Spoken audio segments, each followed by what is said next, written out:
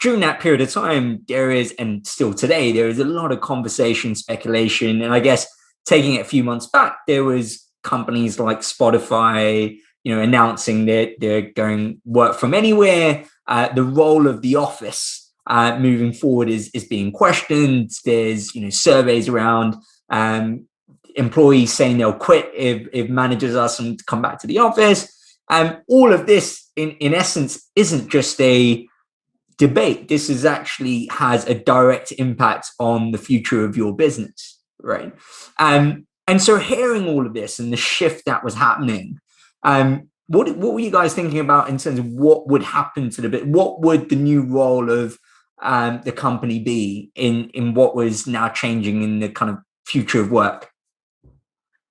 Sure, yeah, that's a really good question. I mean, since day one, what we built, Hubble was London's largest online marketplace for flexible office space, right? And flexible office space essentially meant businesses not being locked into long-term leases. And we certainly felt that's where the future was, even back in 2014 when we first launched the business. And as the sort of existential crisis around the purpose of the office was playing out across the entire market and everyone was talking about it, fundamentally what us and our board were talking about was how all of these factors were going to fuel more and more of a demand for flexibility within real estate, right? Mm. And so I don't think there was ever a question in our heads whether the entire office market would just disappear overnight.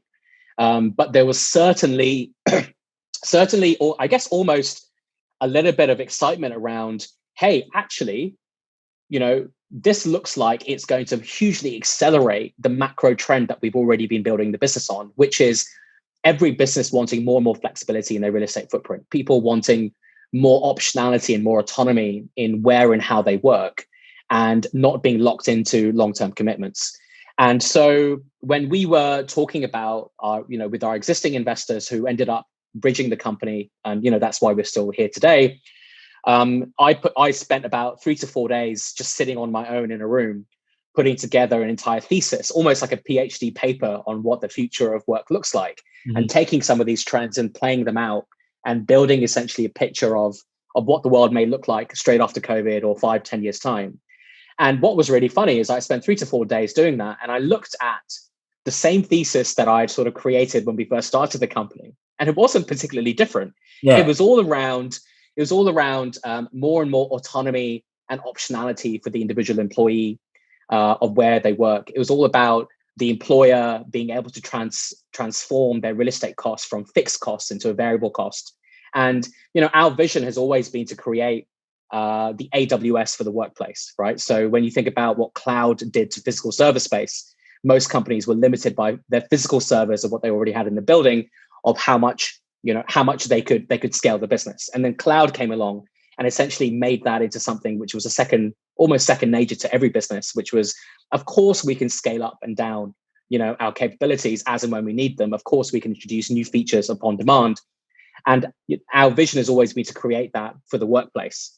And that's really just being accelerated by what's going on at the moment. Yeah. And fundamentally, the debate early on was the death of the office versus Viva la office. It was very binary. Yeah. And what was really interesting about that is, I came out very publicly and said, I'm probably the only office space CEO declaring that the office is dead as we knew it, right? Yeah. And what I meant by that was the understanding that the office is somewhere you go to 5 days a week, 9 to 5. That concept was already eroding pre-COVID. Yeah. But this was certainly an acceleration of that trend. And that's why I said, I think that's true, but there will essentially need to be more and more flexibility in how organizations use office. And fundamentally, every company will want their own unique blend of working from the HQ, working from home, and working from on-demand spaces such as local co-working spaces or creative places to do a brainstorm or work from abroad or whatever that is. And that's exactly what employees will want too. And that's what they wanted for the past 10 years or even longer is a bit of more of a bottom-up approach about where and how they work.